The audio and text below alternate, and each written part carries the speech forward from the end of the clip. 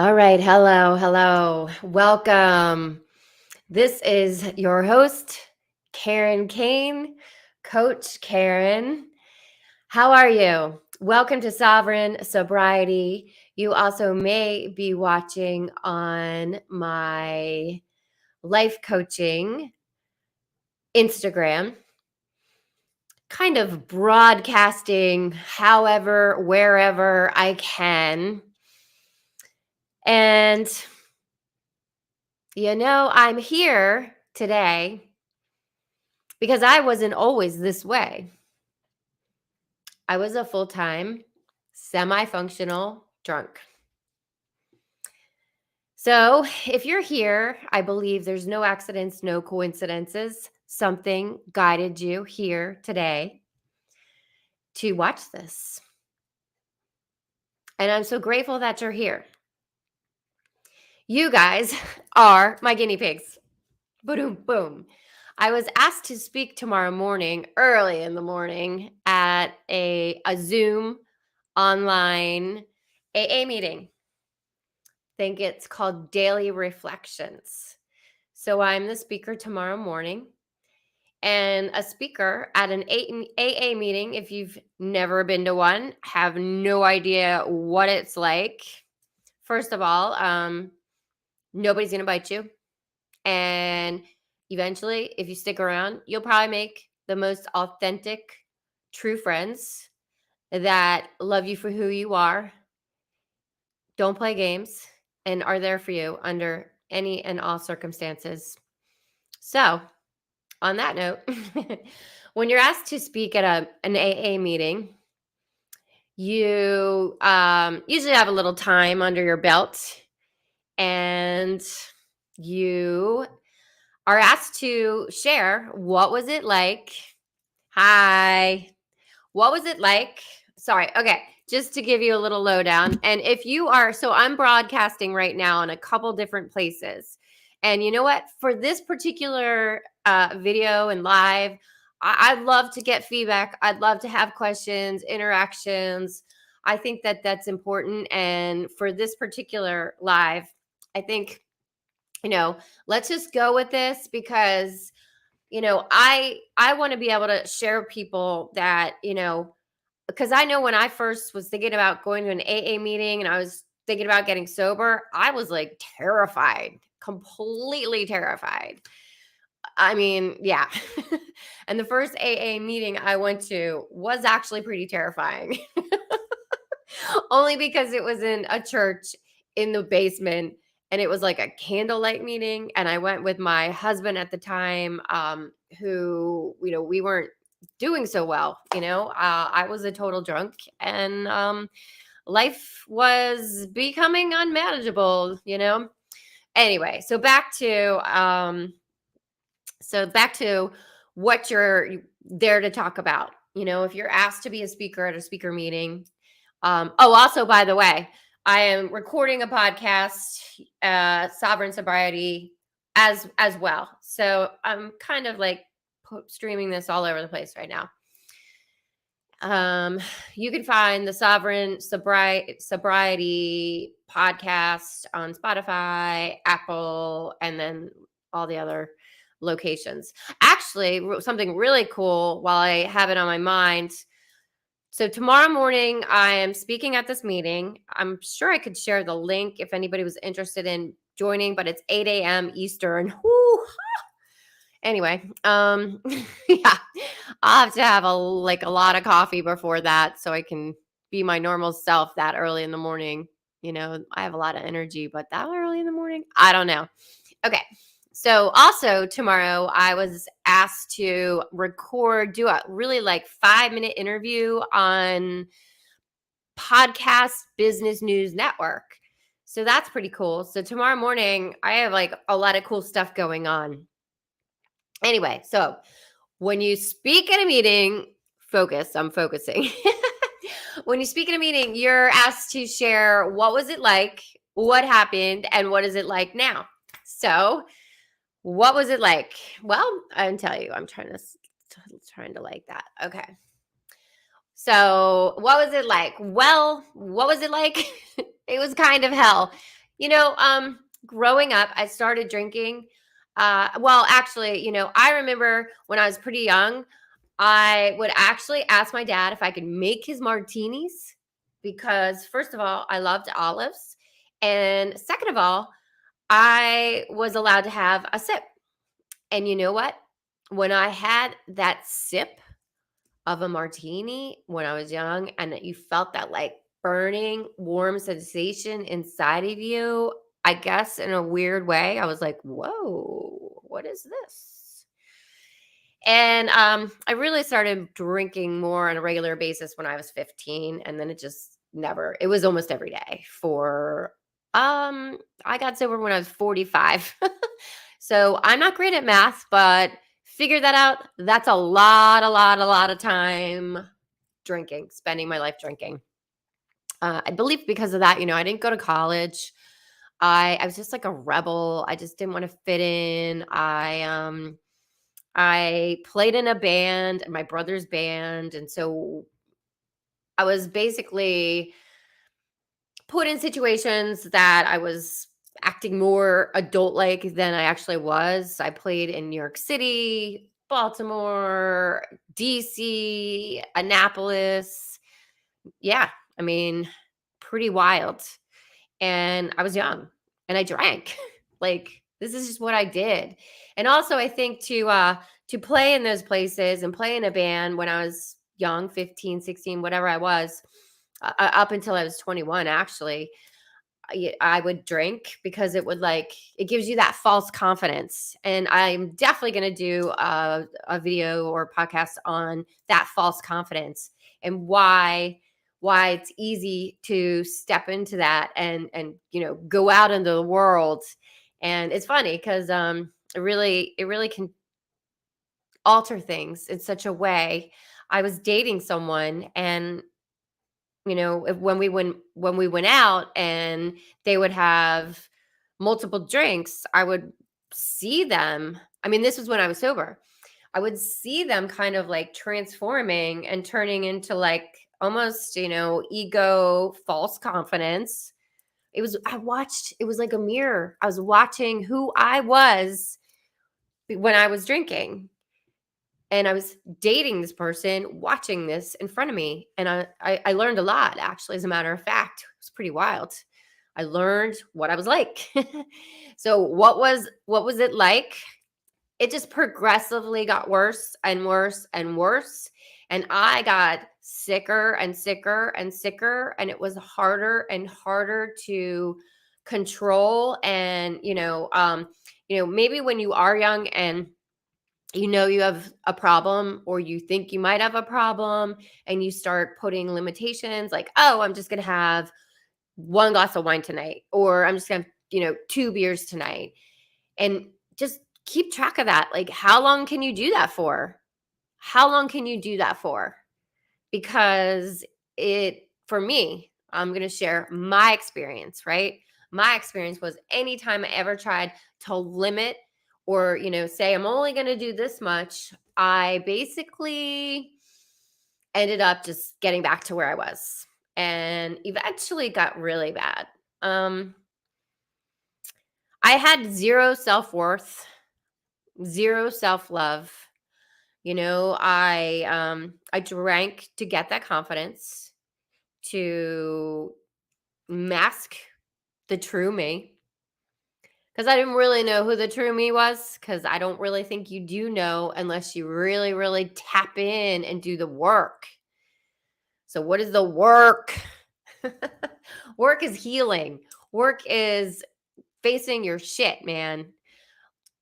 Looking at your bullshit and who you hurt and, make amends. It's forgiveness first with yourself. I love you. I forgive you. And then it gets to, we can do a lot more analyzing of things, that patterns and where they came from. But so that's, when you do the 12 steps, they're great. Like everybody should do the 12 steps. I took that to another level because I wanted to really help people because I knew where I was and it was hell. So what was it like? It was like I was in hell. And I don't even believe in hell, okay? But it was hell on earth. And I believe that is a real thing. It was my created hell on earth. I was depressed. I was anxious. I had high blood pressure. They, it's like you have high blood pressure and you have anxiety, and then they want to prescribe stuff to help you with that. But honestly, it's the alcohol that's causing that. And if you mix the anything that's going to help that with alcohol, then it's like a bad deal. So then I chose, okay, no, I don't want to take anything. I just want to drink. Like, I just want to drink. And I remember times when I was really depressed and I thought my life was just, horrible. And I actually really had the only thing I had really that I wanted to live for was my son. I was divorced when he was about I never do math and numbers very very well, but my ex-husband does. He's and we're best friends now. He does dates and numbers and that kind of thing really well. But what was my son, like 6 maybe when we got divorced, and now he's 17. So I actually just lost my train of thought when I was talking about that. But the only reason why he was my why. So my son is my why. And what I did learn, so this is also not my first time rodeo. I had 2 other occasions of being sober for a while. One was about 8 months, and another time was almost a year. And I wasn't doing the work. I wasn't plugging in. I was doing it for other reasons outside of for myself. And ultimately, it just progressively got worse to the point where I would wake up and I would drink before like coffee and stuff. It would be so I wouldn't feel sick, nauseous, or have the shakes. It was that was the point where yeah, I would be just be like a mess, running around like a crazy person, trying to get my son to school, like trying to get my shit together, doing my makeup in the car, while I'm driving like far away to this job that was just killing me.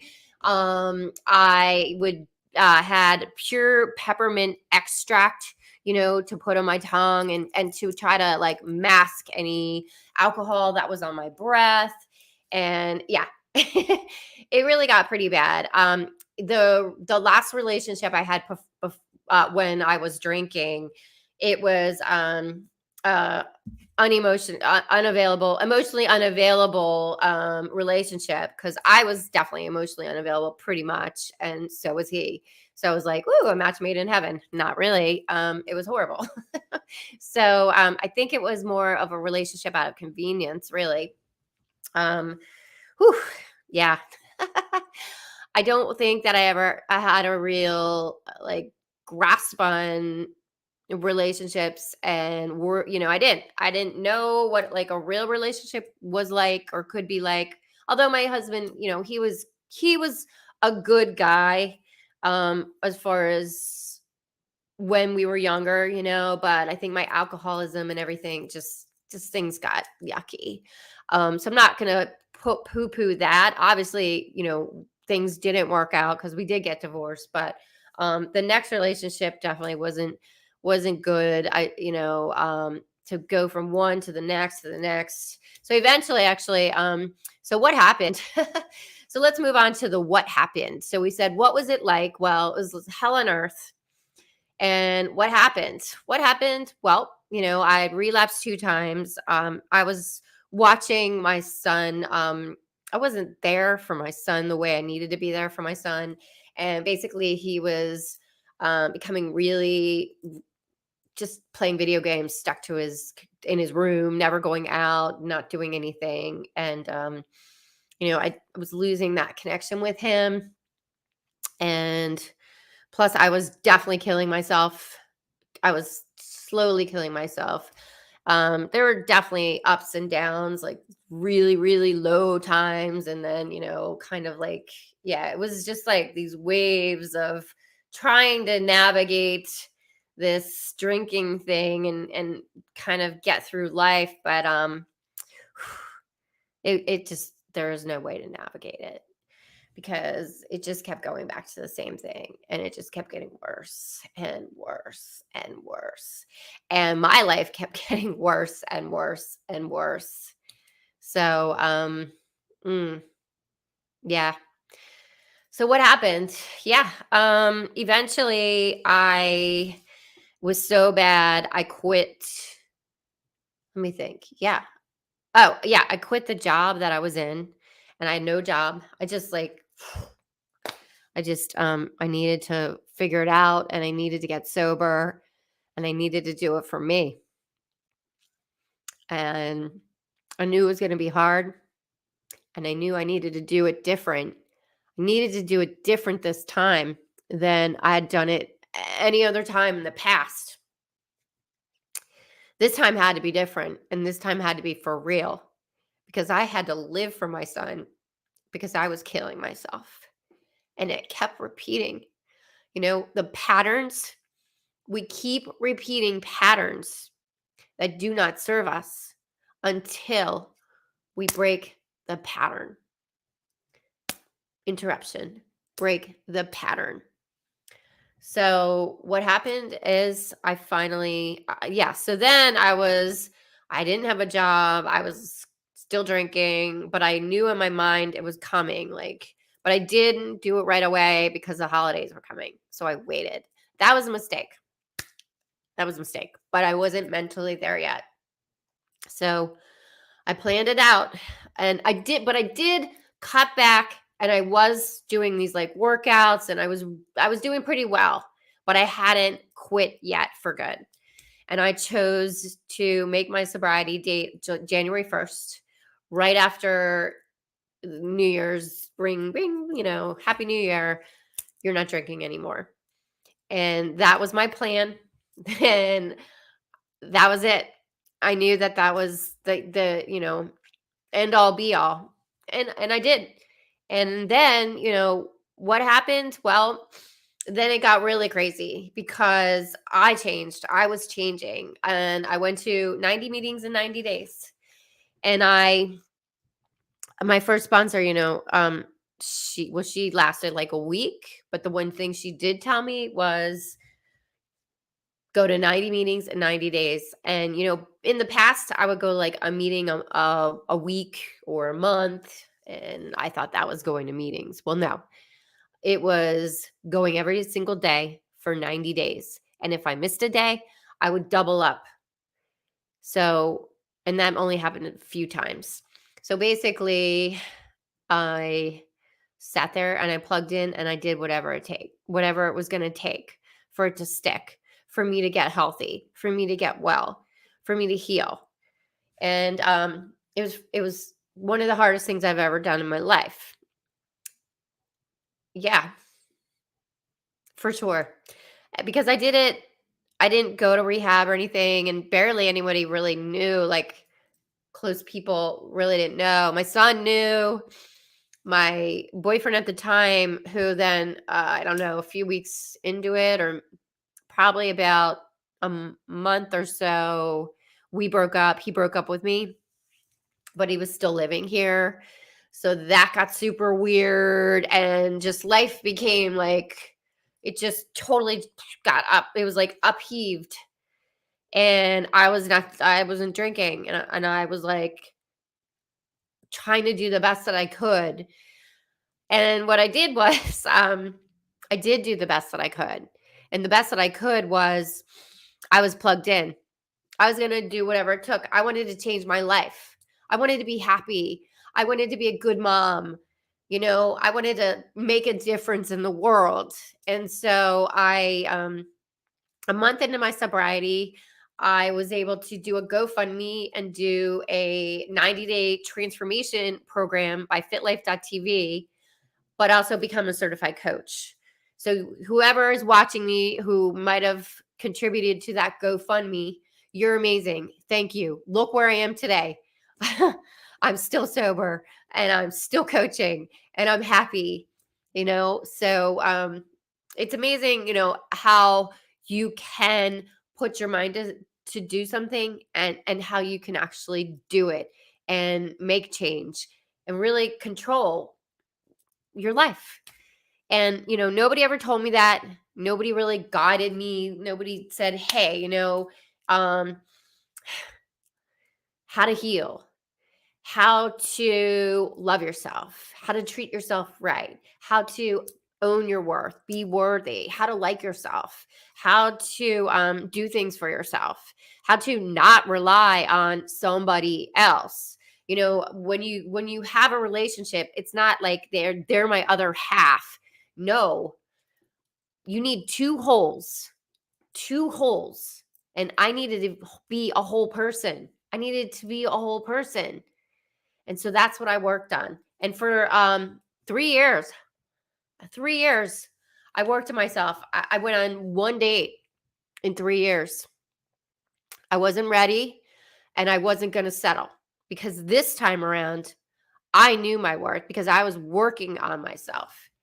And nah, I wasn't ready to accept anything less than what I, you know, felt worthy of. Now, that being said, we're not going to talk about relationships right now, but I did eventually start dating, and whether or not, yeah, so nobody's perfect, and you gotta try to work together. And that was a pretty good relationship. I actually miss it, but I believe that, everything happens for our greatest and highest good at all times. And trust me, it's definitely had lots of flaws, for sure. So but relationships are one of the hardest things, harder than anything else. So yeah. Let me keep going. Yeah, so what is it like now? All right, so what is it like now?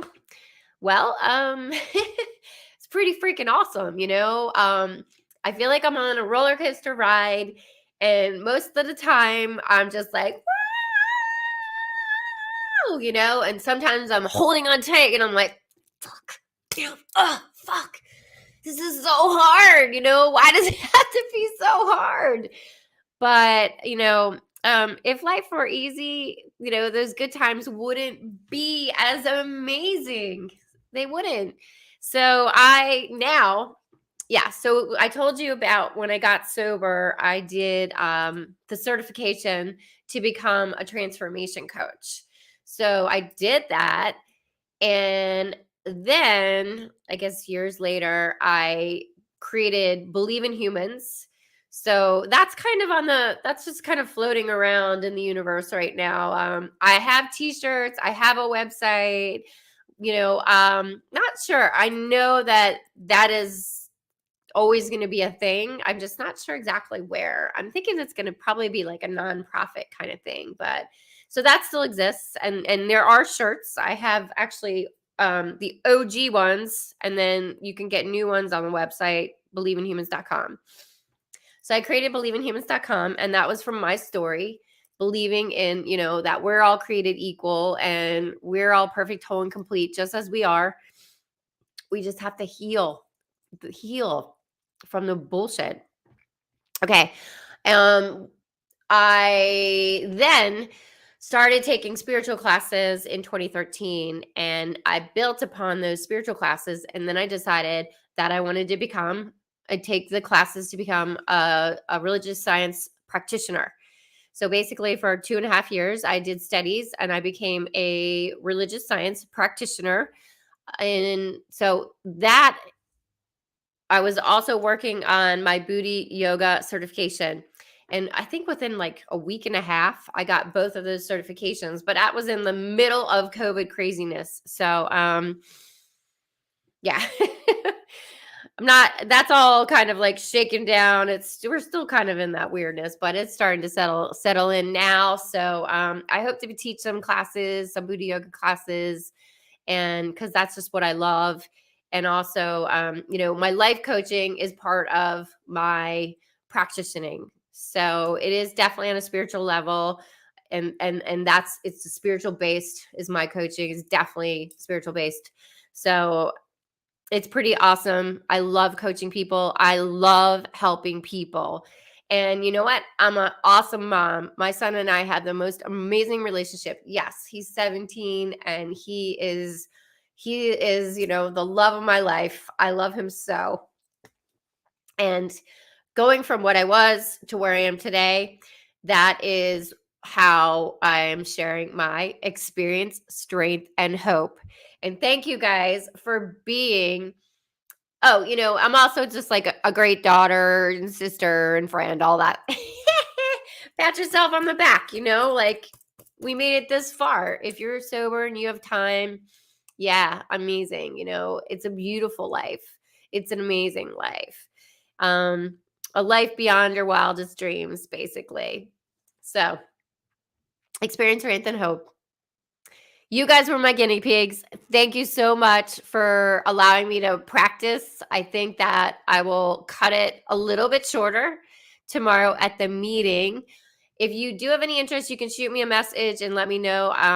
I would be happy to share the Zoom link. I don't think they would mind. I didn't ask if we can invite anybody, but I'm sure they wouldn't mind. A meeting is a meeting, right? That's what AA is all about. What else can I tell you? You can listen to the other interview, the podcast Business News Network on TuneIn, and that's going to be at 10:09 Eastern tomorrow. Cool? All right. So, thank you guys for being here. If you like this video, make sure to click the bell for notifications when I go live or upload a new video, and make sure to subscribe so that you'll be in the know. And you know what? If you are someone who is still out there sick and tired of being sick and tired, well, anything I can do to help you. That's why I share my message, because I know where I was and I know where I am, and I know that we never have to be that way that I was. Never. That's not who our true self is. Nope. That's just us covering, our covering from trauma and patterns that don't serve us, that we had no control over. All right. Thank you guys for being here. I am super grateful. Peace, love, and namaste. You can also sign up for newsletters written for you at KarenKane.com, or sign up for a free consultation as well on KarenKane.com. You can also find cool, and I'm going to be actually adding new clothes and designs to sovereignsobriety.store.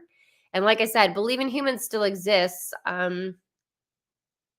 So that website's available. And I have actually I'm looking at the box of shirts.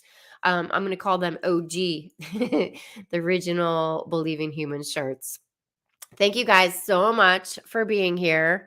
Super grateful. Again, make sure if you like this video to subscribe and click the bell. Thanks, guys. Thank you so much. Peace, love, and namaste. Be well. Bye.